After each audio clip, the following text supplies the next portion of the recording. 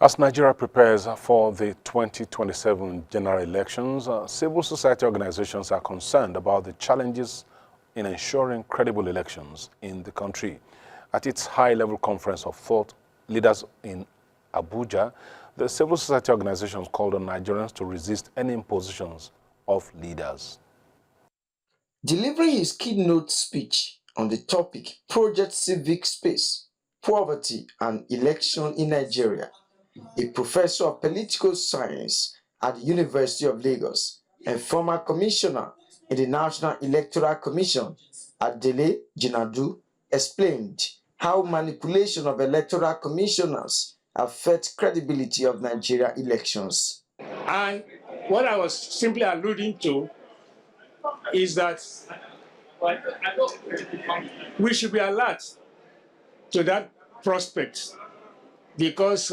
in about 6 months' time, at least about 7 or 8, I think about 7 or 8 members of the current INEC will either have served their 2 terms and are therefore not eligible for reappointment, or have only served 1 term, and that will also provide an opportunity for the ruling party not to reappoint them, because the power of reappointment is the power of removal, and replace them with party sympathizers. So that possibility is there, and I think we need to be vigilant and prevent that from happening. Another professor of political science and director of the Center for Democracy and Development, Jibrin Ibrahim, urged Nigeria to shun vote bias in the country. I think what we are saying is that the pathway to peaceful elections in 2027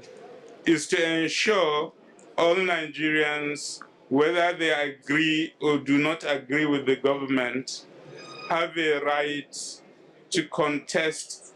elections with their parties without having the government interfering systematically in the internal affairs of parties. During welcome address, the executive director of the African Center for Leadership, Strategy and Development, Monde Osasa, as well as the Secretary General of Women's Rights Advancement and Protection Alternative, Haja Sadatu Madi, noted the lack of credibility in Nigeria elections, saying it is a narrative that has continued to sustain poverty in the country. Oge Ihimekme, AIT News, Abuja.